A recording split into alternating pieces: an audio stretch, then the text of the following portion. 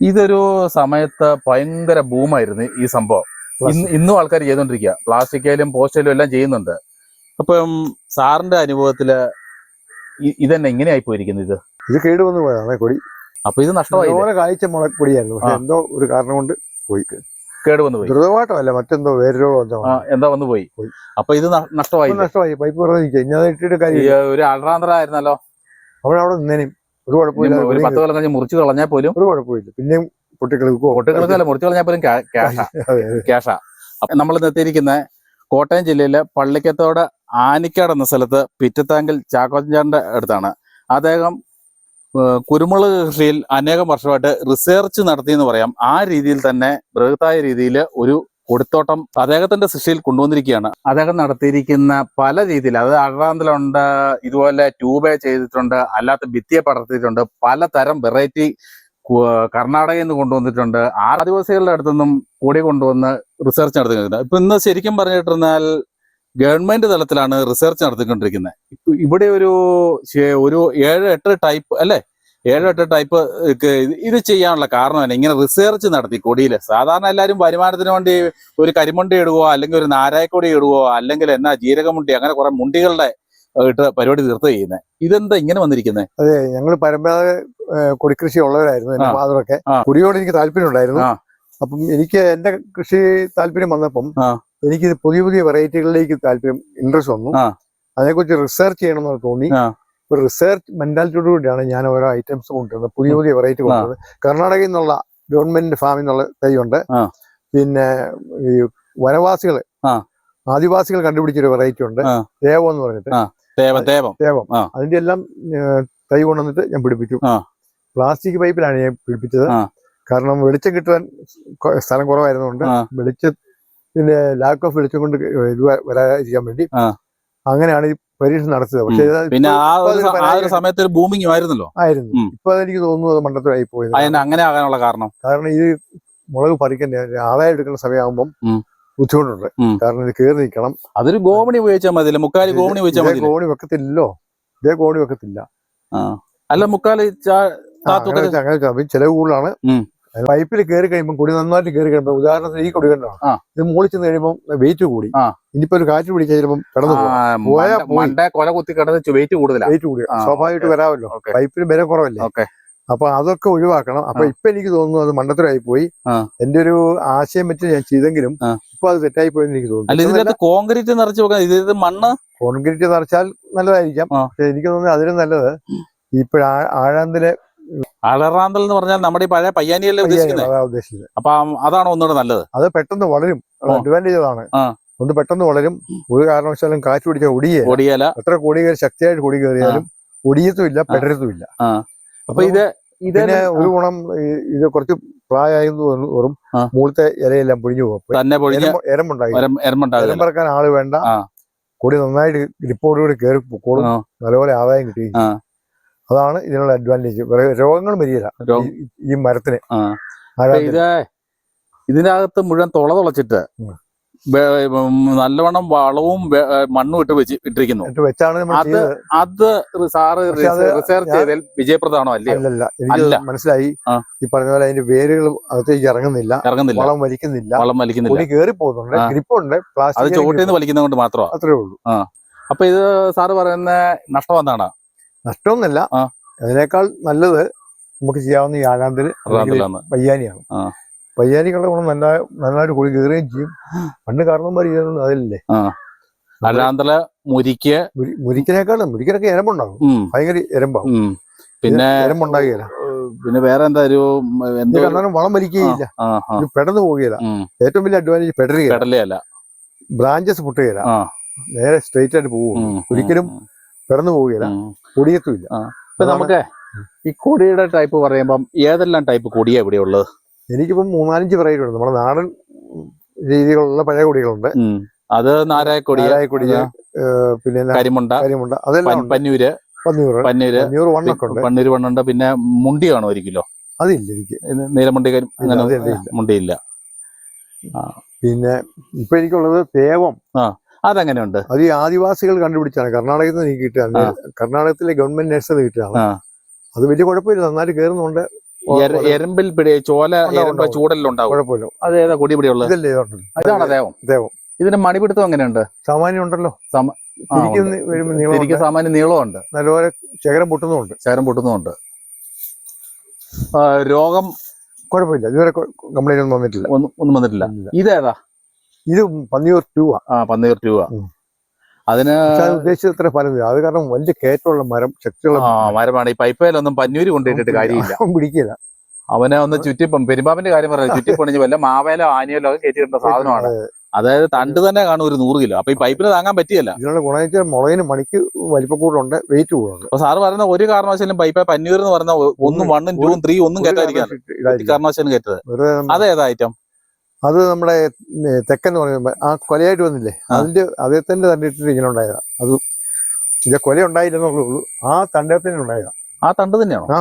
Same തണ്ട്. അതിന്റെ എടുത്തിട്ടാ ഞാനും മോനും കൂടി ഇട്ടത്, ഈ 3 കൂടി. അത് വ്യത്യാസം ഉണ്ടല്ലോ. തെക്കൻ വേണേ കാണിക്കാം. ഞാൻ ആദ്യം കാണുന്ന ഈ നടപ്പെല്ലാം നടന്നിട്ടുണ്ടെന്ന് പറഞ്ഞാൽ ഞാൻ ആദ്യം കാണുന്ന ഇങ്ങനെ ഒരു കൊടിയ. ഇത് ഞാൻ പറഞ്ഞു, കർണാടകത്തിൽ നേഴ്സറി എനിക്ക് കിട്ടി തൈയുടെ കൊടുത്ത് എങ്ങനെയോ വന്നതാണ്. ഞാൻ ചോദിച്ചു മേടിച്ചല്ല, ബൈ ചാൻസ് വന്ന് കയറിയതാണ്. ഉണ്ടായി കഴിയുമ്പോൾ ഇവനെ കൊലയായിട്ടുണ്ടാകുന്നു. അപ്പൊ ഒരു നല്ലൊരു റേറ്റ് ആയിട്ട് നമുക്കൊരു അതിനോടൊരു അട്രാക്ഷൻ. അല്ല, ഇങ്ങനെ ഒരു കൊടി ഞാൻ ആദ്യം കാണുന്ന. ഇത് കഴിഞ്ഞ വർഷം ഇത് ചരട് മുഴുവൻ മുളക് പിടിക്കും. ഈ ബ്രാഞ്ചസ് എല്ലാം മുളക് തൂക്കമുണ്ട്. ബ്രാഞ്ചസ് എല്ലാം യഥാർത്ഥത്തിലെ നമ്മുടെ ഇവിടെ പല കാട്ടുകൂടി ഇല്ലായിരുന്നോ? ഈ റബ്ബറെ കൂടെ ഒക്കെ കയറി കിടന്ന കാട്ടുകൂടി എന്ന് പറഞ്ഞ സംഭവം. അതിന്റെ ഒരു ഷേപ്പാ കാണിക്കുന്നത്. ക്രോസ് ആയിരിക്കാം. പക്ഷെ ഇത് നല്ല ഈൽഡുണ്ടല്ലോ. ഇതെന്നാ കുഴപ്പമില്ല. ഇത് മുഴുവൻ അതിന്റെ മണ്ട മുഴുവൻ ചോല കൊല കുത്തി. അപ്പൊ ഏറ്റവും നല്ലതാണല്ലോ. രോഗപ്രതിരോധ ശേഷിയും കുഴപ്പമില്ല, കേടൊന്നും വന്നിട്ടില്ല. അപ്പൊ എല്ലാ പൈപ്പേരും ഏത് കൊടിയാന്നുള്ള മാർക്ക് ചെയ്ത് വെച്ചിരിക്കുന്നുണ്ട്. ഇതല്ലേ ബ്രാൻഡ് ചെയ്തിട്ടുണ്ട്. ഇത് തേവം. അപ്പൊ ഈ ഞാൻ കണ്ടതിൽ ഇതിനകത്ത് ചുറ്റിത്താണ്ട തേക്ക് നിൽക്കുന്നു, ഇങ്ങനെ ചൂടല്ല അത് ഈ ജാതിയുടെ കിഴ നിൽക്കുന്നു. പക്ഷെ എന്നിട്ട് പോലും ഈ തേവം എന്ന് പറയുന്ന ചടുപൊട്ടി ഉണ്ടാകുന്നുണ്ട്. ഇന്ന് നേഴ്സറികളിൽ വളരെയധികം കൊടുത്തിട്ട് 8ഉം 10ഉം ഐറ്റം വാങ്ങുന്നുണ്ട്. അതിനകത്ത് ഈ ചൂടലിനെ പ്രതിരോധിക്കാൻ ഡീഗോൾഡ് ഉണ്ട്, തെക്കൻ 2 ഉണ്ട്, പിന്നെ എന്നാ പറയാൻ പറ്റിയല്ലോ, അതുപോലെ ഇറങ്ങിയിരിക്കും. എല്ലാം എരമ്പത്ത് കായ്ക്കുന്ന പറയുന്നത് പുതിയ വെറൈറ്റികള്. പക്ഷെ നിലവിൽ കണ്ടതില് ഞാൻ കൊണ്ടുവച്ചാൽ എനിക്ക് വലിയ അനുഭവം ഞാൻ കണ്ടിട്ടില്ല. കുറച്ച് 4, 5 മണിയായിട്ട് അവിടെ നിൽക്കും. പക്ഷെ ഇതുപോലുള്ള തനതായിട്ടുള്ള വെറൈറ്റി എന്ന് പറഞ്ഞാൽ ഇത് തേവം എന്ന് പറയുന്നത് ഇത് നല്ല സൂപ്പർ കൂടി. ഇഷ്ടം പോലെ ചരട്. ന്യായമായിട്ട് 1 കിലോയ്ക്കുള്ള മുളക് ഉള്ളതുണ്ട്. നമ്മള് കൃഷിക്കാര് നേരിടുന്നതാണ് ഈ കുരുമുളക് കൃഷിയില് ദ്രുതപാട്ടം. അപ്പൊ ഇത് അതിനൊക്കെ എന്താ ചെയ്തോണ്ടിരിക്കുന്നത്? ഈ തോട്ടത്തിൽ ചെയ്യുന്നതല്ല. ദ്രുതപാട്ടത്തിന് ഞാൻ പ്രത്യേകിച്ചൊന്നും ചെയ്യുന്നില്ല. ഞാൻ ഇതിന്റെ ചൂട് ഇളക്കാറില്ല. പണ്ടൊക്കെ തൂമ്പാണ്ട് കളിച്ച് കൊടിച്ചോടിച്ച് കളിക്കാൻ ഞാൻ ആ പരിപാടി അനുവർത്തിക്കുന്നില്ല. ഞാൻ ചെയ്യുന്നത് കാട് കൂടുതലായി കഴിയുമ്പം മിഷൻ വെച്ചിട്ട് ഞാൻ തന്നെ അങ്ങ് വിട്ടു. എനിക്കൊരു ഇഷ്ടമാണ്. കാരണം നമ്മുടെ കൊടിയുടെ ചോടി കൂടെ തെളിയിക്കാൻ മണ്ട ഷേവ് ചെയ്ത് വിടും. അത്രേ ഉള്ളൂ. കൊടിക്ക് ക്ഷീണം വരാത്ത രീതിയിൽ പിന്നെ വളം കറക്റ്റ് ആയിട്ട് കൊടുക്കാം. അതേ ഉള്ളൂ. രാസവളം കൊടുക്കും, കുറേശ്ശെ രാസവളം കൊടുക്കും, ജൈവവളം കൊടുക്കും, എല്ലുപൊടി കൊടുക്കും, പിണ്ണാക്ക് കലക്കി ഒഴിക്കും. അങ്ങനെയൊക്കെ ഉള്ളൂ. ഈ പൈപ്പയിലൊക്കെ ചെയ്യുമ്പം മനുഷ്യൻ കുഴി കുത്തിട്ട് കണ്ടമാനം അടിവളം കൊണ്ട് ഇടുന്നുണ്ട്. സാറ് അടിവളം ഇട്ടാണ് അങ്ങനെ ചെയ്തിരിക്കുന്നത്? ഇല്ല, ഞാൻ അടിവളം ഒന്നും പ്രത്യേകിച്ച് ചെയ്തില്ല. കുഴി കുത്തി പൈപ്പ് വെച്ചു, പൈപ്പിട്ടു, പൈപ്പിനോട് ചുറ്റും കൊടിയിട്ട് എല്ലുപൊടിയും ചാണകപ്പൊടിയും പുറമേ തൂടി കൊടുത്തു. അത്രേ ഉള്ളൂ.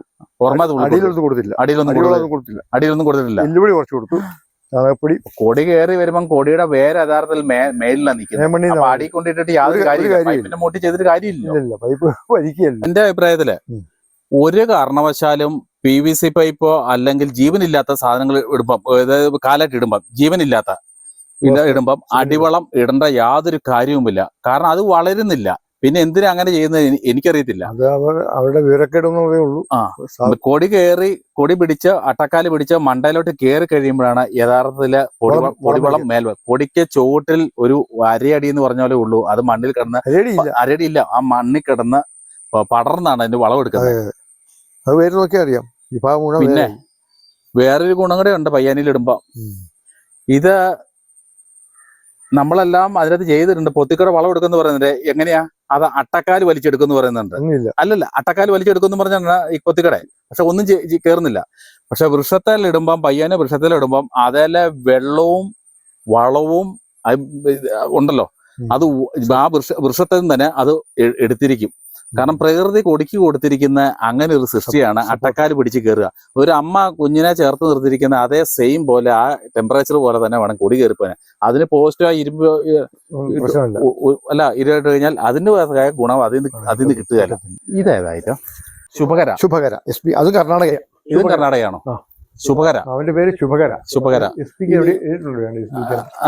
ശുഭകര ഇതിന്റെ പ്രത്യേകത എന്നാ?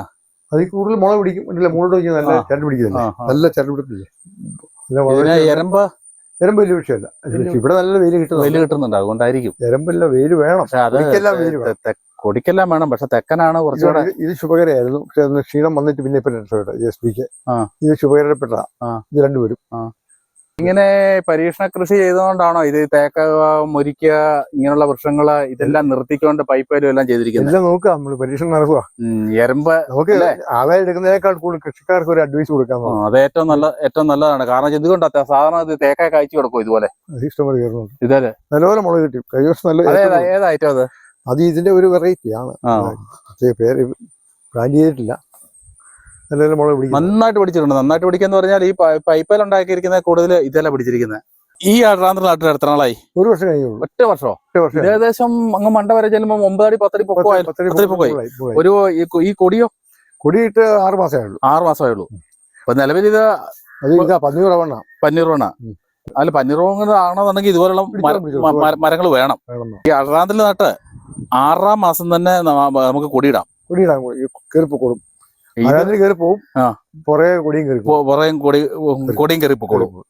അപ്പൊ ഏറ്റവും നല്ലതായ ഈ പൈപ്പ് കൃഷിയെക്കാളും 100% നല്ലത് തീർച്ചയായിട്ടും കർണാടകയിലെ ശുഭകരയും പിന്നെ തേവൊക്കെ ഒറിജിനൽ കർണാടകക്കാരൻ. നമ്മുടെ കരിമണ്ട പോലെ അവര് കേരളത്തിലെ കരിമണ്ട പോലെ കർണാടകക്കാരുടെ തേവം. ഈ കർണാടകമായിട്ടുള്ള ബന്ധം എങ്ങനെയാ?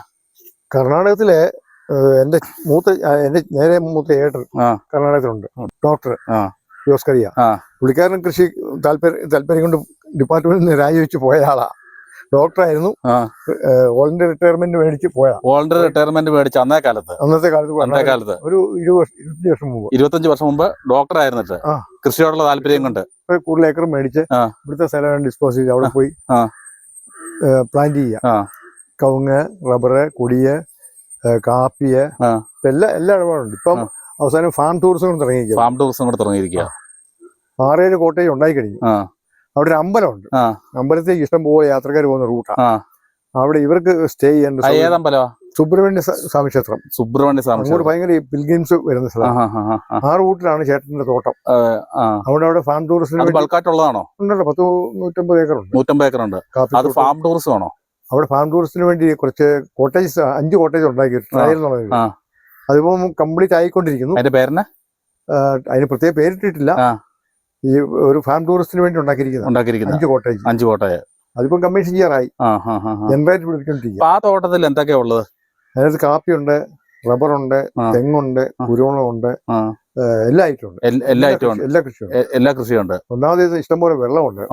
ഒരു സൈഡ് ഒരു പുഴയുണ്ട്, വെള്ളമുണ്ട്. കവുങ്ങ് കംപ്ലീറ്റ് കേടായി. ആ സമയത്താണ് ചേട്ടൻ ആദ്യം കയറി കാപ്പിത്തോട്ടം വെച്ചത്. അത് സീൻറ്റുവാറ എന്ന് പറയും. അപ്പൊ അത് സിംഗിൾ ആയിട്ടാണ് സിംഗിൾ എന്ന് പറഞ്ഞാൽ ഇതുപോലെ കാലിയായിട്ട് സാധാരണ ചെയ്തിരിക്കുന്നത് തോട്ടത്തിനകത്താണോ? റബ്ബർ തോട്ടത്തിന്റെ അകത്ത് ലൈൻ അടിച്ച് കാപ്പി വെച്ചിരിക്കും. ലൈൻ അടിച്ച് വെച്ചിരിക്കുക. അതെങ്ങനെയുണ്ട്? നന്നായിട്ട് പോകുന്നു. നല്ല കൊലയെ നോക്കി പോകും. ആണോ? പഴുത്ത് നിൽക്കുന്നത് ഞാൻ കഴിഞ്ഞ ഡിസംബറിൽ അവിടെ ചെന്നപ്പോ മുഴുവൻ പഴുത്ത് കൊലയായിട്ട് നിൽക്കുന്നു. ഒരു കൊലയ്ക്ക് ഇത്രയും വലിപ്പമുണ്ട്. അതുപോലെ റബ്ബറിനേക്കാളുണ്ടായിരിക്കുമല്ലോ. റബ്ബറിനും ഉണ്ട്, അതുപോലെ തന്നെ ഇതിന് ഇതിലുണ്ട്.